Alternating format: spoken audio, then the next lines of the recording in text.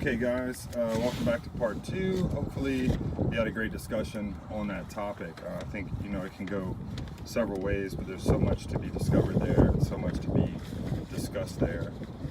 Now clearly, like in the fitness realm, I mean, we're dealing with the same thing. So we're trying to take these negative habit patterns and we're trying to turn them into positive habits. And this is a world particularly that is just covered in motivation and the idea of motivation, and trying to coax people into change, trying to coax people to do difficult things for a better end result, and dopamine is part of that. I mean, when we exercise, we feel good, we feel better about ourselves, and that's one of the reasons why this program is so powerful, is because we got to replace it with something, man. I mean, you can't, and I'm sorry if that wind is noisy, but we can't just stop, for the most part. So if I had something I was doing that was giving me that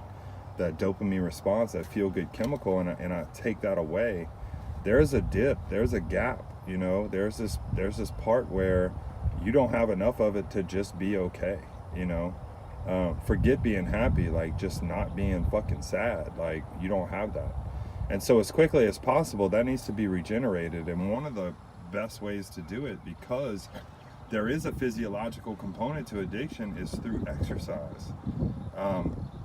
Now, the thing about exercise and nutrition is that it's sustainable.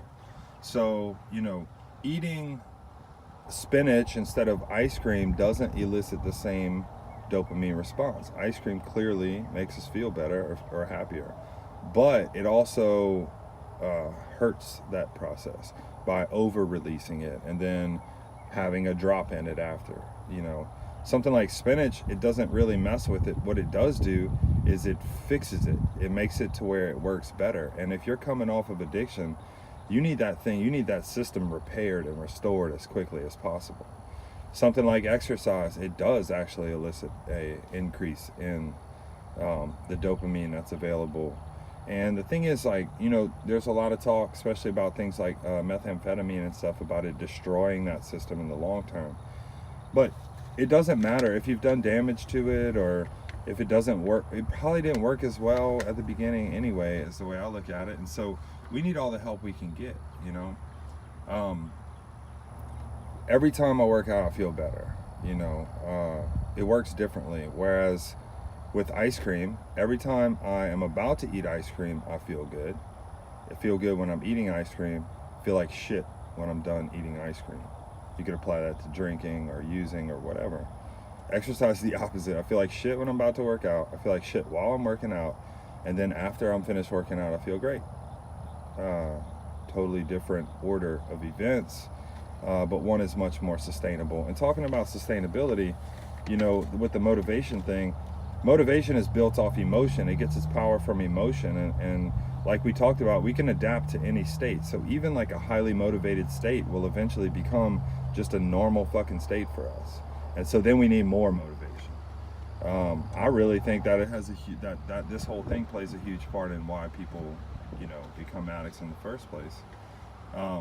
But something like surrender is different. Surrender's power is in truth and reality. So the truth is, if you don't work out, you'll feel like shit, you'll probably get fat, you'll be soft, and you'll be weak. You won't be capable of much. If you do, then you won't be. That's just fucking reality.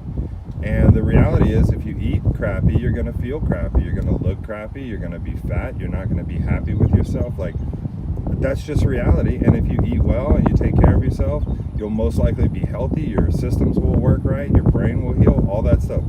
That's reality. That's not based in emotion. So what that means is that it's not going to change tomorrow. I'm not going to get used to it where I don't still have to live by it. You know what I'm saying? It's going to be like that tomorrow. It's going to be like that the next day. It's going to be like that the next day. So I don't have to get motivated for this thing that never changes. I just have to accept the fact that it never changes and surrender to whatever it is that I need to do. So the idea behind that is just surrendering, you're about to do a workout today, surrender to it. It's going to hurt, it's going to suck, but after, take a note. Like, see how you feel after. See how you feel when you're done. Just switch the handstand push-ups to push-ups if you need to. Lighten up the deadlifts. And the question, the SobrietyWoD question is, you know, where are you looking for motivation when surrender is what you actually need to move forward? So I hope you guys have a great week, and we'll see you next time.